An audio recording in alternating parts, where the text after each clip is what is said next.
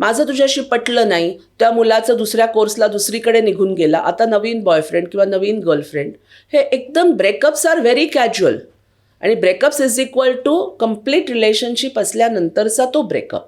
So ह्या मुलींना आता मल्टिपल सेक्शुअल पार्टनर्स आहेत. त्याच्यामध्ये HIV हा लोकांना माहिती आहे की HIV त्याला नव्हता झाला, बरोबर आहे, HIV तेवढ्या प्रमाणामध्ये कमी असेल, पण what about herpes simplex, what about hepatitis C, what about hepatitis B. आज इतक्या जास्त प्रमाणामध्ये आमच्याकडे जेनॅटल हर्पीसचे पेशंट्स येतात. आणि जेनॅटल हर्पीस, कॉन्डिलोमाज हे सगळे जे डिसीजेस आहेत ना, ते क्युरेबल नाही आहेत, ते ट्रीटेबल आहेत, ते कंट्रोलेबल आहेत. म्हणजे नक्की काय असतो हा आजार? हर्पीज हा एक व्हायरल इन्फेक्शन आहे. त्याच्यामध्ये तुमच्या जेनॅटल्सवरती जखमा होतात. हा स्त्रियांच्या ह्याच्यामध्ये जर माझ्याकडे मेजॉरिटी मुली येतात तर खूप पेनफुल जखमा होतात. तिथे पुरळ आल्यासारखं होतं, मल्टिपल छोटे छोटे येतात आणि जखमा होतात, त्याच्यातून डिस्चार्ज होतो, प्युरुलंट डिस्चार्ज, आणि हे एक्स्ट्रीमली पेनफुल असतं.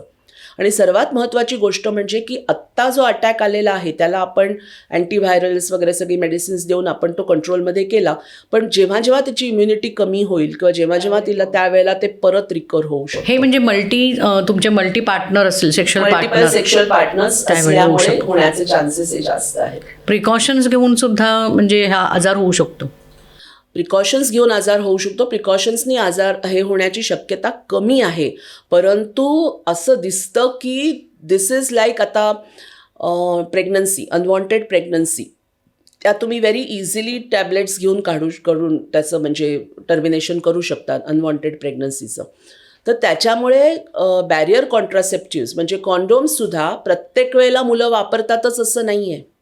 त्याला मग रॅशच येतो, त्याला ॲलर्जीस येते, मला आवडतच नाही, किंवा जर समजा एखाद दुसरी ड्रिंक्स झालेलं असेल किंवा अतिशय स्पॉन्टेनियस मुवमेंट असेल ती, और अवेलेबल नसेल. So many times so many people have relations without any contraception. संपूर्ण व्हिडिओ पाहण्यासाठी ओनली मानिनी चॅनलला जरूर भेट द्या.